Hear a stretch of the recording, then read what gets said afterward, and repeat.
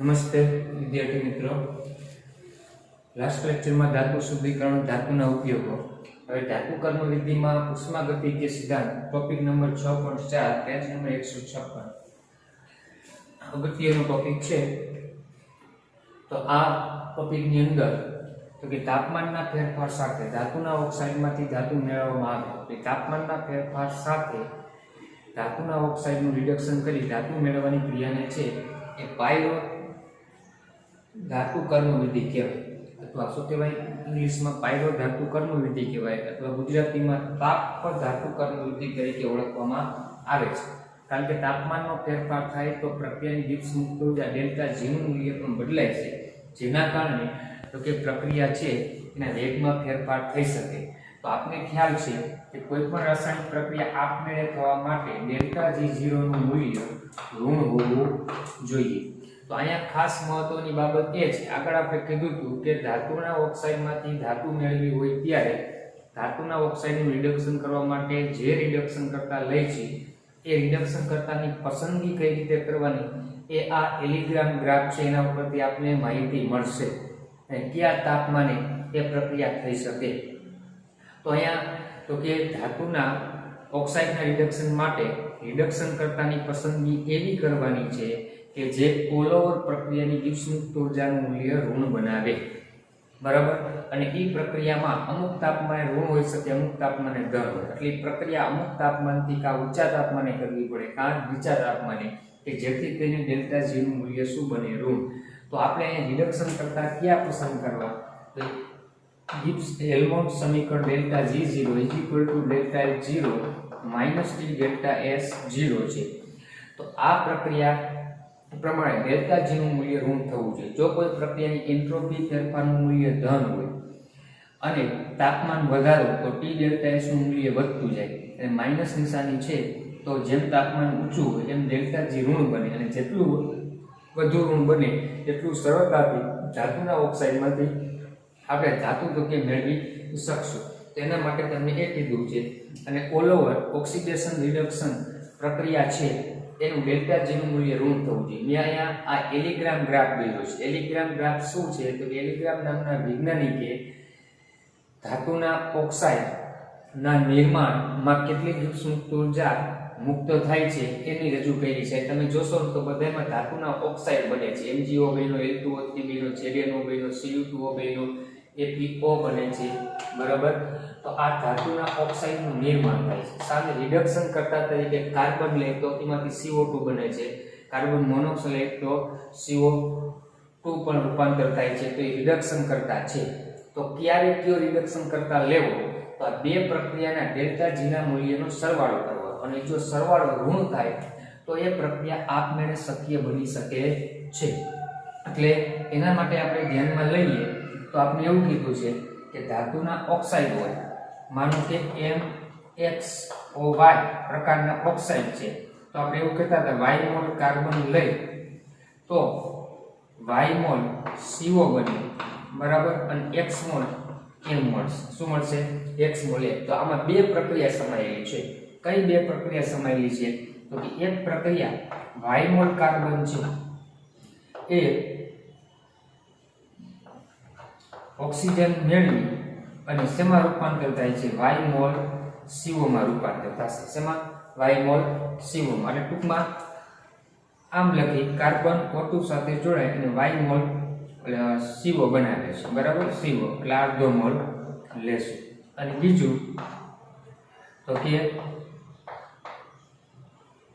M + Y બીજભાર ધરાવે છે એ શું થશે, એટલે કે આપણે MXOY છે એમાંથી X મોલ M મળશે અને Y/2 મોલ શું મળશે તો કે O2 મળશે. અને આને આપણે એ પ્રમાણે લખીએ તો આમ લખી શકાય, આ Y લઈ લઈએ, બરાબર, અને અહીંયા Y/2 O2 લઈ લઈએ તો Y મોલ તો કે આપણે CO મળે. આ બે પ્રક્રિયા છે. હવે આ પ્રક્રિયા છે એના ડેલ્ટા G0 નું મૂલ્ય 1 કહી દો, આનું ડેલ્ટા G0 2 કહી દો, બરાબર. તો આ બેનો સરવાળો તો ઉપરની પ્રક્રિયા આવે ડેલ્ટા G0. તો આ બે પ્રક્રિયાના ડેલ્ટા G0 1 અને ડેલ્ટા G0 2, બરાબર, આ બે મૂલ્ય છે એનો સરવાળો ઋણ થાય ને તો એ પ્રક્રિયા આપમેળે શક્ય છે, અને જો ધન થાય તો શક્ય નથી. પણ આ પ્રક્રિયાનું મૂલ્ય કાયમી ઋણ કે કાયમી શૂન્ય ન હોય, એનો આધાર તાપમાન ઉપર આવશે. તેના ઉપર આવશે? તાપમાન ઉપર. તો જો એ કઈ રીતે આપણે જોવાય, તો આપણે એના માટે તમને એક સિમ્પલ ઉદાહરણ કોપરની વાત કરી. આપણે તેની વાત કરી કોપર. બરાબર, આપણી પાસે કોપર ઓક્સાઇડ છે Cu2. અહીંયા ધ્યાન રાખજો, ખાસ સમજવામાં Cu2 છે. એનું કાર્બન વડે આપણે રિડક્શન કરીએ તો કોપર ધાતુ 2 મોલ મળે અને કાર્બન મોનોક્સાઇડ 1 મોલ લિપજ મળે છે. તો આમાં બે પ્રક્રિયાઓ કઈ સમાયેલી છે, તો કે એક શું થયું, Cu2O છે, એમાંથી 2 મોલ કોપર મળે છે, તો અડધો મોલ O2 મળે. શું મળ્યા? અડધો મોલ O2. ઓકે, એક પ્રક્રિયા આ છે. બીજી પ્રક્રિયા કઈ છે, તો કે કાર્બન છે એ O2 સાથે જોડાશે, અડધો મોલ O2 સાથે, અને એમાંથી આપણે તો કે શું બનશે? CO બનશે.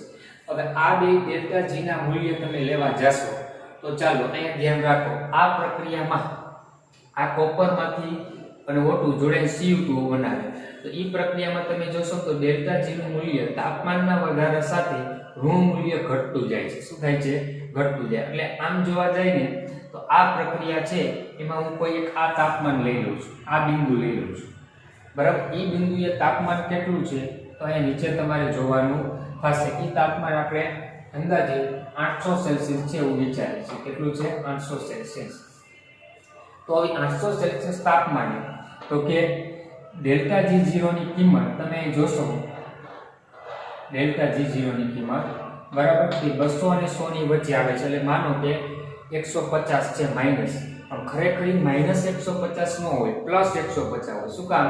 તો Cu માંથી Cu2O બને તો માઈનસ કિંમત આવે, અને આપણે પ્રક્રિયા ઉલટી રાખી છે, Cu માંથી Cu + 1/2 O2. એટલે પ્રતિગામી પ્રક્રિયા છે એટલે મૂલ્યની નિશાની બદલાઈ જાય. એટલે આ પ્રક્રિયામાં +150 કિલોજૂલ પ્રતિ મોલ મૂલ્ય છે. હવે એ જ તાપમાને કાર્બનમાંથી CO2 બનતું હોય એવી પ્રક્રિયા વિચારો, તો કાર્બનમાંથી CO બને, તો કાર્બનમાંથી CO બને એવી પ્રક્રિયા આ છે. તો એમાં તમે જોશો તો એ મૂલ્ય આટલું છે, અને એમાં કાર્બનમાંથી CO બને છે, તો જે મૂલ્ય છે એ જ લેવાનું છે. એ તાપમાને જોઈ લો કયું આવશે, તો કે આમ જોશો તો 400-500 વચ્ચે, એટલે કે -400 અને 25 કિલોજૂલ પ્રતિ મોલ. તો આ બેનો સરવાળો કરો તો આ પ્રક્રિયાનું દિવસની ઊર્જા થાય તો એ તમે જોઈ શકો છો ઋણ મૂલ્ય આવશે. કેવું આવશે? ઋણ. બરાબર, તો આ તાપમાને Cu2O માંથી આ તાપમાન એટલે 800.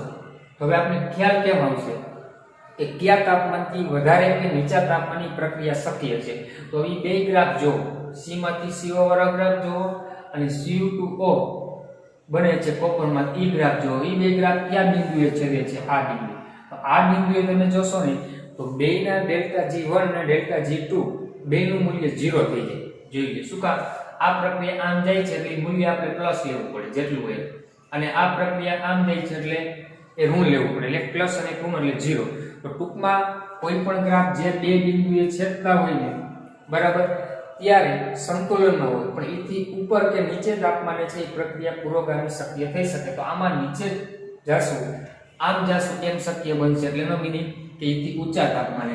તો આ તાપમાન જનરલી છે એ કયું હોય, તો કે અહીંયા આપેલું તાપમાન હોય, માનો કે 200 સેલ્સિયસ છે, તો 200 સેલ્સિયસ તાપમાન કોપર ઓક્સાઇડમાંથી કોપર વડે કોપર ધાતુનું નિષ્કર્ષણ કરવું હોય તો એવી ગ્રાફ પ્રમાણે કહી શકાય કે 200 સેલ્સિયસ તાપમાન અથવા બે બિંદુએ જ્યાં છેદે છે, ગ્રાફ તમને આપશે પરીક્ષામાં, આના ઉપરથી પ્રશ્ન પૂછવા હોય ત્યારે, તો એ બે બિંદુએ છેદે છે એથી ઊંચા તાપમાને ડેલ્ટા G ઋણ બનશે. તો એથી ઊંચા તાપમાને આ પ્રક્રિયા સરળતાથી શક્ય થઈ શકશે, અને જેટલું વધુ તાપમાન લેશું એટલું વધુ ડેલ્ટા G ઋણ બનશે, એટલું સરળતાથી ક્યુપ્રસ ઓક્સાઇડમાંથી કોપર ધાતુ તમે મેળવી શકો. એવી જ રીતે અમારો કાર્બનની જગ્યાએ આપણે કાર્બન મોનોક્સાઇડ લેવો છે, તો કાર્બન મોનોક્સાઇડ વાળો ગ્રાફ ક્યાં, તો ક્યાં? તો આ ગ્રાફમાં તમે જોશો ને તો આ ગ્રાફ છે એ કોપર વાળા ગ્રાફને છેદતો નથી.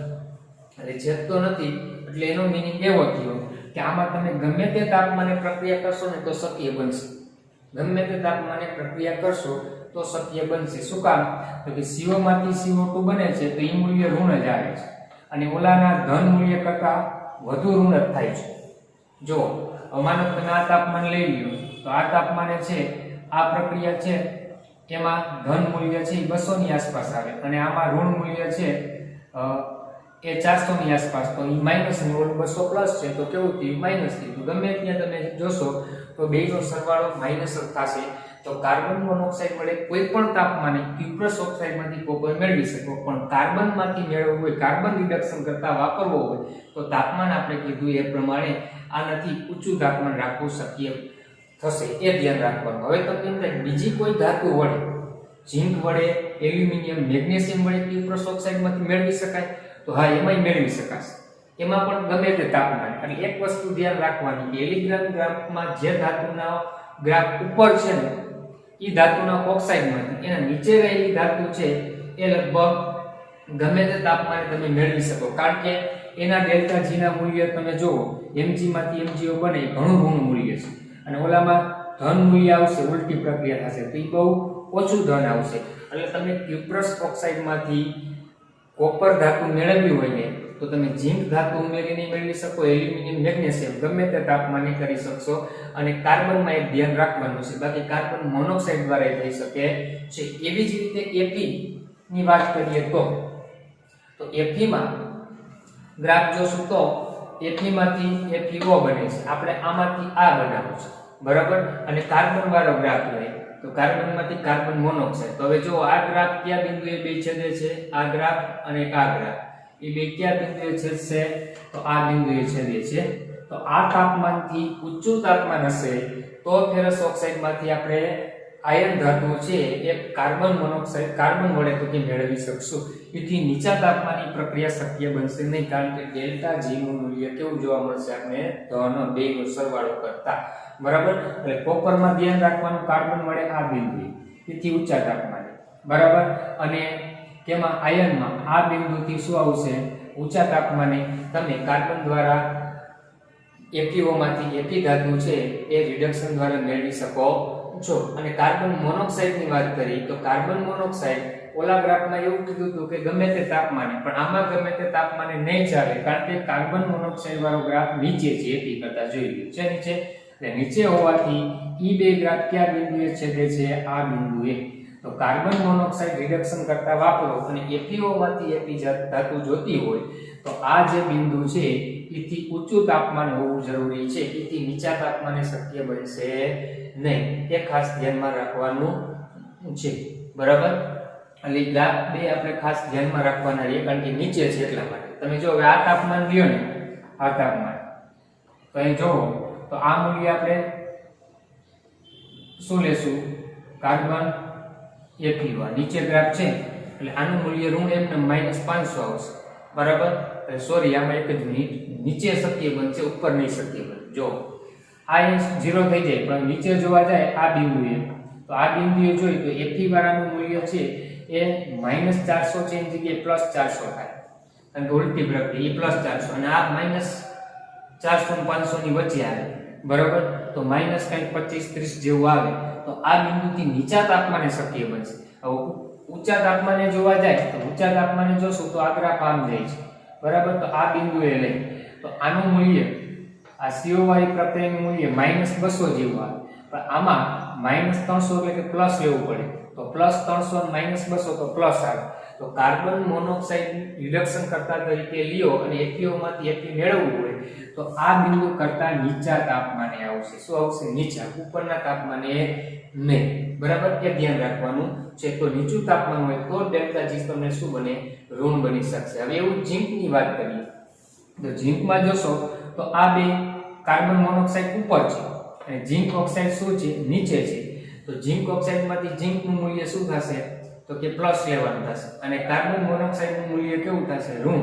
તો આ પ્લસ મૂલ્ય મોટું જ આવશે. તો આ તમે જોવા જાવ તો આ ગ્રાફ આમ આગળ લંબાવો તો આ બે ગ્રાફ છે એ આ આગળ લંબાવશું તો ઘણા બધા ઊંચા તાપમાને શક્ય બનશે. આ તાપમાનથી ઉપરનું તાપમાન હશે તો શક્ય બનશે, નીચા તાપમાને શક્ય બનશે નહીં. એટલે વધારે ઊંચું તાપમાન ઝીંક માટે કાર્બન મોનોક્સાઇડમાંથી મેળવવું હોય તો રાખવું પડે, પણ ઝીંકમાંથી કાર્બન વડે જોઈ તો આ બિંદુ આવશે. એ બિંદુથી જોઈશો તમે તો એ બિંદુથી નીચા તાપમાને શક્ય બનશે. સોરી ઈ બિંદુથી શું આવશે ઊંચા તાપમાન, નીચાઈ નહીં, કારણ કે નીચાઈ લેવા જશો તો આ કાર્બન વાળું મૂલ્ય છે એ ઋણ મૂલ્ય ઓછું આવે છે, આનું ધન મૂલ્ય તો કે જો વધી જશે, કારણ કે ઉલટું લેશું એટલે એમાં નીચાની જગ્યાએ શું આવશે ઊંચું તાપમાન લેવું પડશે.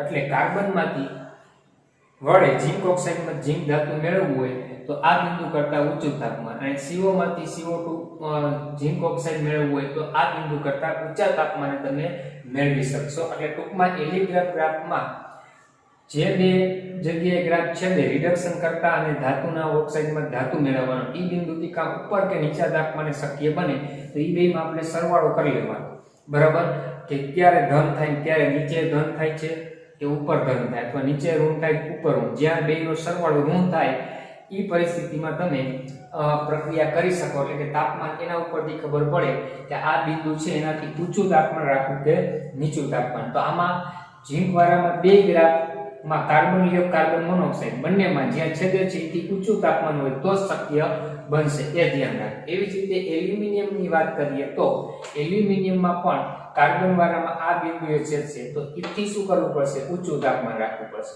તો જ ઋણ શક્ય બનશે. અને હજી આગળ લંબાવી તો આ ગ્રાફ સીધો છે તો આ બિંદુથી ઊંચું તાપમાન રાખશો તો જ, એટલે બેમાં બરાબર ઝીંકની જેમ એલ્યુમિનિયમમાં પણ કાર્બન રિડક્શન કરતા લ્યો CO લ્યો, એ બે ગ્રાફ જે બિંદુએ છેદે છે એથી ઊંચા તાપમાને પ્રક્રિયા શક્ય બનશે, નીચા તાપમાને શક્ય બનશે ને. એવું જ Mg માં પણ થશે, એવું જ કેમાં થશે Mg માં પણ એથી ઊંચા તાપમાને શક્ય બને.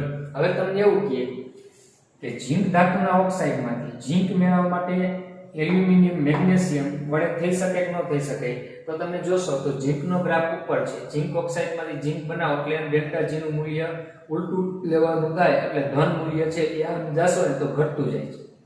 અને આ ગ્રાફ આમ લઈ જાવ તો એલ્યુમિનિયમમાંથી એલ્યુમિનિયમ ઓક્સાઇડ બને, જો આ ઝીંક ઓક્સાઇડમાંથી એલ્યુમિનિયમ વડે રિડક્શન, તો એમાં તમારે એટલું ધ્યાન રાખવાનું આમાં જે ધાતુ ઉપર છે એના ઓક્સાઇડમાંથી જે ધાતુના ગ્રાફ નીચે છે ને એ બધાય દ્વારા તમે શું મેળવી શકશો તો કે ધાતુ મેળવી શકશો. એટલે કે કોપર છે ને એના ઓક્સાઇડમાં આયર્ન ઉમેરો, કે કોપર ઓક્સાઇડમાં Mg ધાતુ ઉમેરો, કે કોપર ઓક્સાઇડમાં એલ્યુમિનિયમ ઉમેરશો, કે કોપર ઓક્સાઇડમાં આપણે ઝીંક ઉમેરશો, તો એ બધાય દ્વારા શું છે કોપર ધાતુ તમે મેળવી શકશો. કારણ કે આ ચારે ધાતુના ગ્રાફ એલિગ્રામમાં નીચે છે એટલા માટે. એવી જ રીતે આયર્નના ઓક્સાઇડમાંથી FeO છે એના ઓક્સાઇડમાંથી Fe મેળવવી હોય તો નીચેની ત્રણ ધાતુ ઉપયોગ કરી શકો, કઈ ઝીંક, મેગ્નેશિયમ અને એલ્યુમિનિયમ.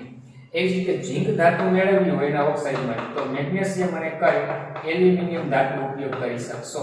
અને એવી જ રીતે આપણે એલ્યુમિનિયમ ઓક્સાઇડ છે એમાંથી તો કે મેગ્નેશિયમ ધાતુ વડે તો કે મેળવી શકાશે, એ ધ્યાનમાં રાખવાનું છે, બરાબર. એલ્યુમિનિયમ પણ મેગ્નેશિયમના ઓક્સાઇડ હોય તો એમાંથી તમારે મેગ્નેશિયમ ધાતુ જોતી હોય તો ઉપરમાં ચારમાંથી એકય ધાતુ નહીં લઈ શકો, એમાં તમારે ફરજિયાત કાર્બન કે કાર્બન મોનોક્સાઇડ, અને એ પણ આ જે બિંદુએ છેદે છે એ બિંદુથી ઊંચા તાપમાને પ્રક્રિયા શક્ય બનશે. એટલે આ ટેલિગ્રામ ગ્રાફ ઉપરથી કયા તાપમાને પ્રક્રિયા બરોબર શક્ય છે, એટલે કે ડેલ્ટા G નું મૂલ્ય ઋણ છે એ આપણે સરળતાથી માહિતી મળી શકે છે, એવું ટેલિગ્રામ ગ્રાફ કહેવા માંગે છે. એટલે એમાં જે સંકળાયેલી બે ઓક્સિડેશન રિડક્શન પ્રક્રિયા છે એના ડેલ્ટા G ના મૂલ્યનો સરવાળો કરવાનો.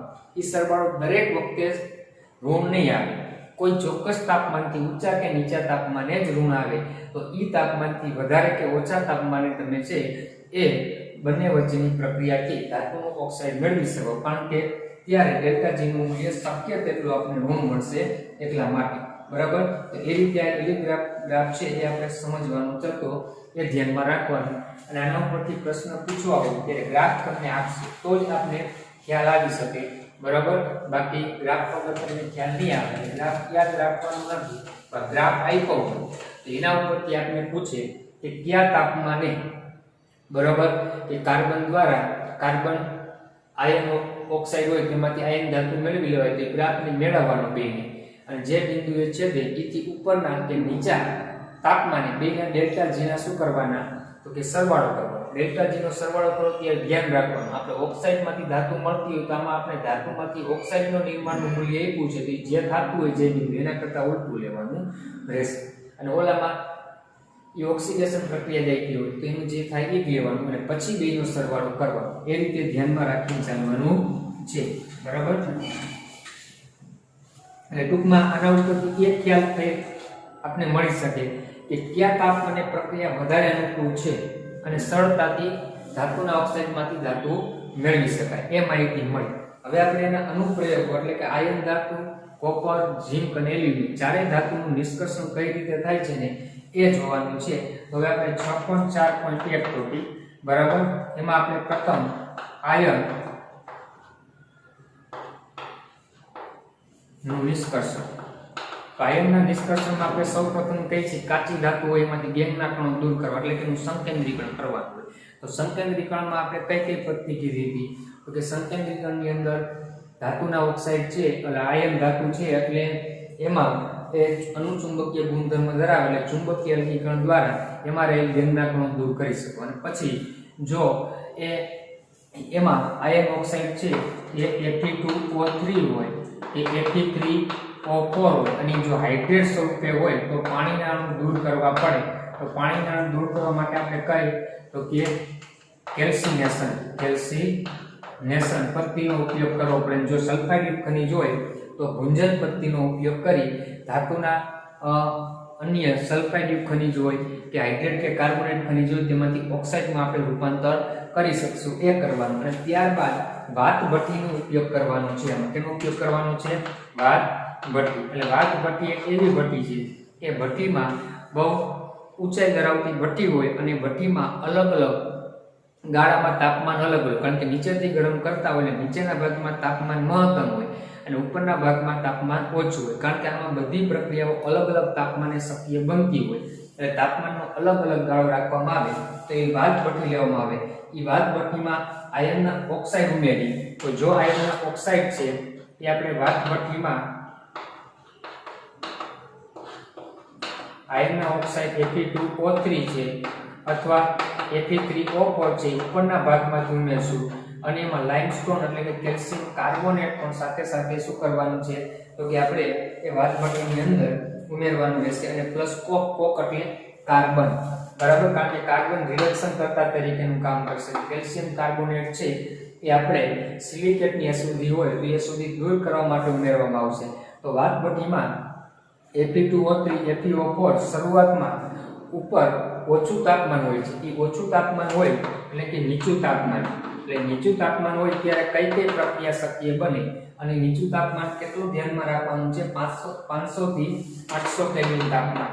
તો એ 500 થી 800 કેલ્વિન તાપમાને કેલ્શિયમ કાર્બોનેટ છે એ વિઘટન પામી કેલ્શિયમ ઓક્સાઇડ અને કાર્બન ડાયોક્સાઇડ વાયુ છૂટો પાડશે.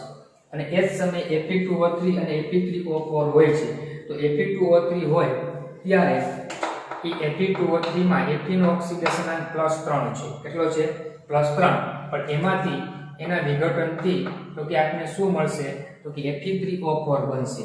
કારણ કે અહીંયા આ જે તમે કાર્બન ઉમેર્યો હોય કોક, તો એ કોક પણ ઓક્સિજન સાથે પ્રક્રિયા કરી અને કાર્બન મોનોક્સાઇડ બનાવે છે અને આ કાર્બન મોનોક્સાઇડ Fe2O3 સાથે પ્રક્રિયા કરશે.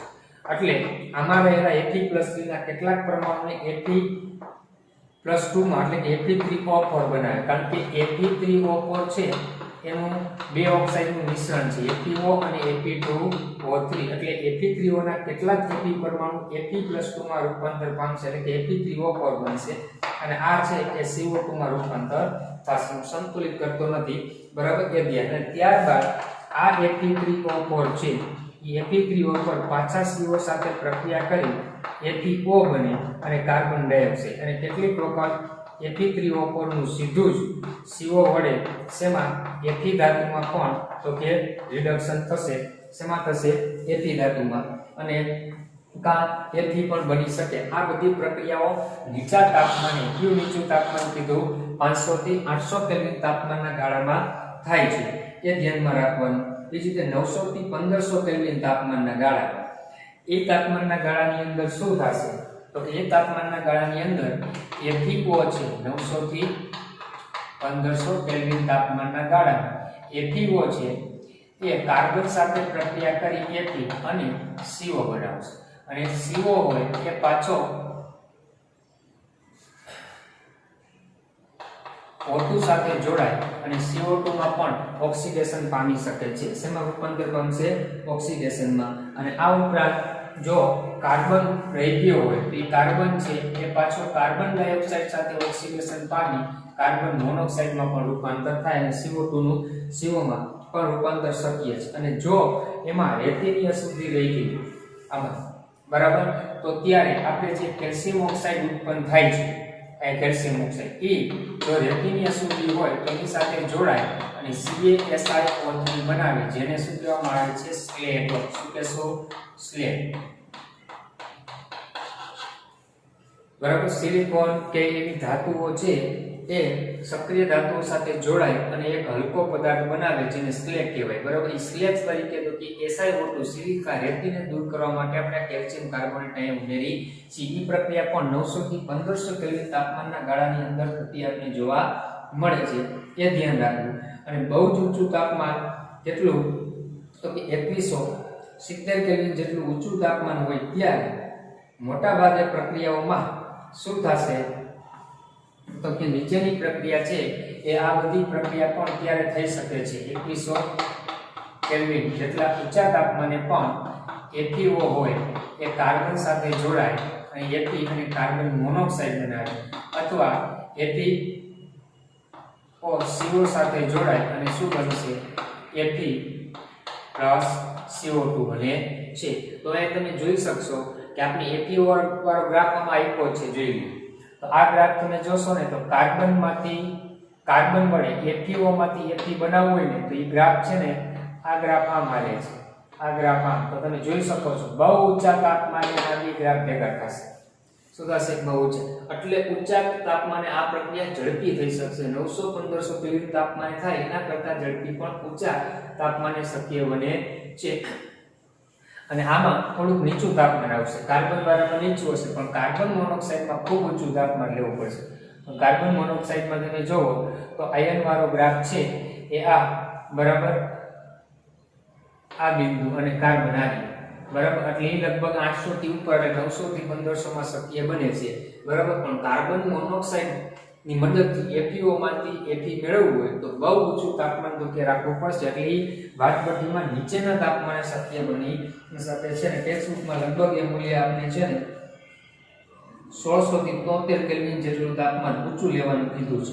કેટલું? 1673 કેલ્વિન થી પણ ઊંચા તાપમાને તો કે એ વસ્તુ શક્ય બનશે. આ રીતે વાતભઠ્ઠીની મદદથી તો કે આપણે આયનના ઓક્સાઇડમાંથી આયન ધાતુ મેળવી શકાય. અને આ રીતે વાતભઠ્ઠીમાંથી મળતું આયન છે ને એમાં 4% કાર્બન હોય એને કાચું લોખંડ તરીકે ઓળખવામાં આવે. શું ઓળખવામાં આવે? વાતભઠ્ઠીમાંથી જે લોખંડ મળે છે વાત મળતા લોખંડને શું કહેશું? કાચું લોખંડ. આ કાચા લોખંડમાં 4% કાર્બનની અશુદ્ધિ હોય અને અન્ય અશુદ્ધિમાં આપણે એમાં કહેવામાં આવેલું છે સલ્ફર, ફોસ્ફરસ, સિલિકોન અને મેંગેનીઝ. સલ્ફર, ફોસ્ફરસ, સિલિકોન અને મેંગેનીઝ. તો વાતભઠ્ઠીમાંથી મળતા લોખંડને કાચું લોખંડ કહેવાય જેમાં 4% કાર્બન અને અન્ય અશુદ્ધિ આ હોય છે. હવે કાચું લોખંડ છે એ જુદા જુદા આકારમાં ઢાળી શકાય એટલે એને ભરતર લોખંડ કહેવાય. શું કહેવાય? ભરતર લોખંડ. એ ભરતર લોખંડ કઈ રીતે મેળવવામાં આવે? વાતભઠ્ઠીમાંથી જે લોખંડ મળે છે ને એ લોખંડમાં એટલે કે આયનમાં લોખંડનો ભંગાર ઉમેરવાનો. લોખંડનો ભંગાર અને પ્લસ કોક એટલે કાર્બન ઉમેરો. એટલે કાર્બન છે એ લોખંડનું ભંગારનું પાછું શું કરશે તો કે ઓક્સિડેશન કરશે. એટલે કાર્બનનું પ્રમાણ ઘટશે. એટલે આમાં 3% જેટલું જ કાર્બન હોય. કાચા લોખંડમાં 4 હોય તો આમાં કાર્બન ઘટી અને 3% કારણ કે ઓક્સિડેશન થશે. અને આ લોખંડ સખત અને બરડ. આગળ આ ઘડતર લોખંડ જે છે ઘડતર લોખંડ રહ્યું એમાંથી ઘડતર લોખંડ બનાવવામાં આવે. એ ઘડતર લોખંડ અથવા દબનીય લોખંડ એ વ્યાપારિક લોખંડનું શુદ્ધ સ્વરૂપ છે. તો એ ઘડતર લોખંડ કઈ રીતે મળે છે? ઘડતર લોખંડ મેળવવા માટે તો કે આપણી પાસે ભરતર લોખંડ હોય, ભરતર લોખંડ, એ ભરતર લોખંડ ઉપર છે ને Fe2O3 નું પડ લગાવવામાં આવે અથવા Fe3O4 નું હેમેટાઇટ ઓક્સાઇડ નું લેયર લગાવવામાં આવે છે, જેને ભરતર લોખંડ તરીકે ઓળખવામાં આવે. અને વ્યવહારમાં વપરાતા લોખંડના શુદ્ધ સ્વરૂપમાં આ સ્વરૂપ ગણવામાં આવે છે. અને અશુદ્ધિઓ ઓક્સિડેશન કરી તે બનાવવામાં આવશે. હેમેટાઇટ કાર્બનનું કાર્બન કેમાં? તો કે મોનોક્સાઇડમાં. એ લેયર શું કામ લગાવ્યું છે? તો કે એની મદદથી શું થાય છે, કાર્બન રહી ગયો હોય ને તો Fe3O4 છે એ કાર્બન મોનોક્સાઇડમાં અને Fe ધાતુમાં રૂપાંતર કરશે. એટલે એ લેયર લગાવવામાં આવે, કાર્બન દૂર કરવા માટે લેવામાં આવે. અને આમાં લાઇમસ્ટોન આપણે ઉમેર્યો તો કેલ્શિયમ કાર્બોનેટ, જેનું કામ અભિવાહક એટલે કે તાપમાન નીચું લાવવાનું કામ છે. અને પ્લસ સલ્ફર, સિલિકોન કે ફોસ્ફરસ એ બધાનું ઓક્સિડેશન કરી સ્લેગ તરીકે દૂર કરવામાં વપરાય છે. આપણે સિલિકોન સ્લેગ સ્વરૂપે મેળવ્યું હતું CSiO3, એ સ્લેગ તરીકે ટૂંકમાં સલ્ફર, ફોસ્ફરસ કે સિલિકોન જેવા પરમાણુ રહી ગયા હોય અશુદ્ધિ તરીકે, તો એને સ્લેગ તરીકે દૂર કરવા માટે પણ લાઇમસ્ટોનનો ઉપયોગ કરવામાં આવે. અને આ રીતે ધાતુને શું છે, બાદપટ્ટીમાંથી કાઢી લેવામાં આવશે. અને સ્લેગ પણ તમે જોશો આકૃતિ આપી છે, દોરવાની નથી. સ્લેગ હલકો હોય ને એટલે એ શું થશે, ઉપરના ભાગમાં તરતો, લોખંડ ભારે હોય નીચે હોય, બે પ્રવાહી વચ્ચે લેયર બની જશે. એટલે એક ભાગમાંથી સ્લેગ દૂર કરી લેવા પછી નીચેના ભાગમાં બધું લોખંડ હોય છે. આ રીતે આયર્નના ધાતુનું નિષ્કર્ષણ વાતભઠ્ઠીની મદદથી કરવામાં આવે. એવી જ રીતે કોપર ધાતુ છે એનું નિષ્કર્ષણ કઈ રીતે કરવાનું છે એ છે.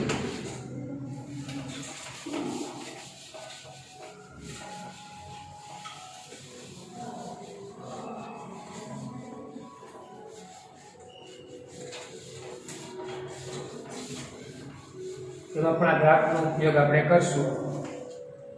તેમાં તમે જોશો તો બીજું તેનું કોપર ધાતુનું નિષ્કર્ષણ.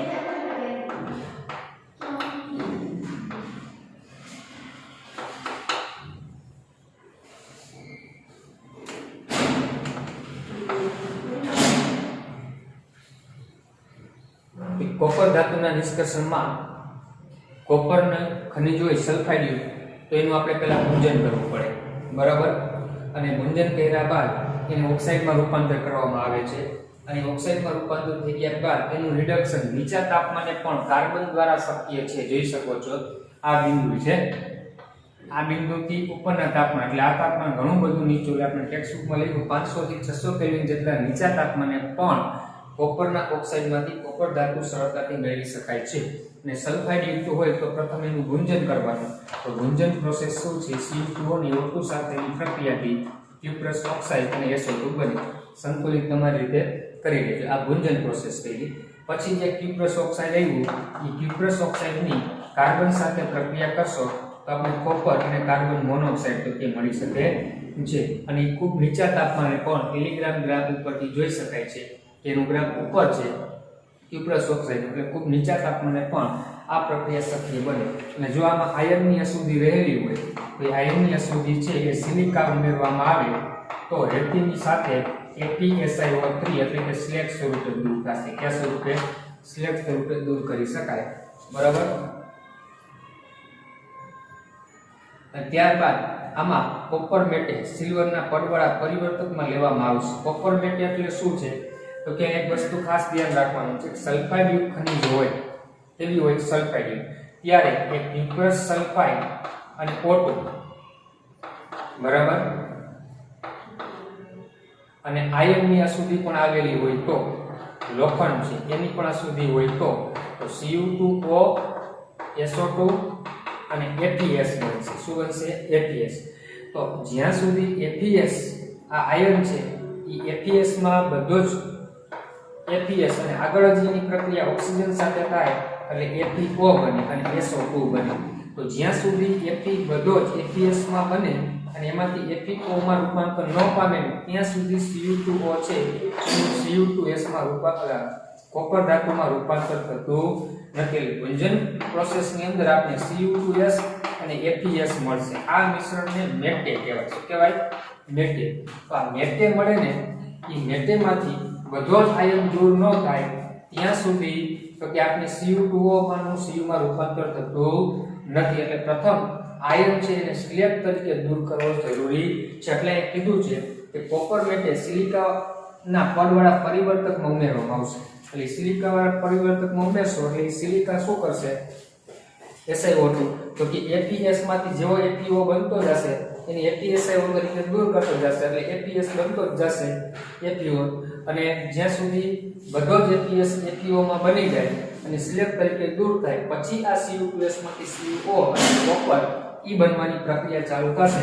એ પણ તમને આપેલી છે 6.35 36 38 એટલે એ વસ્તુ ખાસ ધ્યાન રાખવાનું કે આયન ની સુધી આવેલી હોય તો આયન બધું દૂર થાય પછી Cu2S નું CO માં કોપર વડે રૂપાંતર થાય. અને બીજી એક પ્રોસેસ પણ અહીંયા થાય છે કે Cu2S અને CO એ બેનું મિશ્રણ ભેગું થાય તો બે સ્વયં ઉદ્દીપન પ્રક્રિયા થાય છે. આમાં તમે જોશો ને તો કોપર બનશે અને SO2 માં રૂપાંતર થશે. એટલે પોતે કોઈ બીજો રિડક્શન કરવાની જરૂર રહેતી નથી. કાર્બન મોનોક્સાઇડ ની સ્વયં રિડક્શન પ્રક્રિયા ઓક્સિડેશન રિડક્શન પ્રક્રિયા થશે. એ તમે 6.38 ની પ્રક્રિયા બતાવેલી છે. અને આ રીતે જે કોપર મળે એ કોપર ફોલ્લાવાળું કોપર તરીકે ઓળખાય. કારણ કે કોપર બને તે દરમિયાન સલ્ફર દૂર થાય છે SO2 સ્વરૂપે. એટલે સલ્ફર વાયુ સ્વરૂપે દૂર થાય એટલે કોપર ની અંદર થી પરપોટા સ્વરૂપે બહાર નીકળે એટલે કોપરમાં ફોલ્લા રહી જાય એટલે એને ફોલ્લાવાળું તો કે કોપર તરીકે ઓળખવામાં આવે છે. એ રીતે કોપર ધાતુ આપણે મળે. હવે ઝિંક ધાતુ અને એલ્યુમિનિયમ ધાતુનું નિષ્કર્ષણ એ બે બાકી છે. એ આપણે હવે આવતા લેક્ચરમાં લેશું.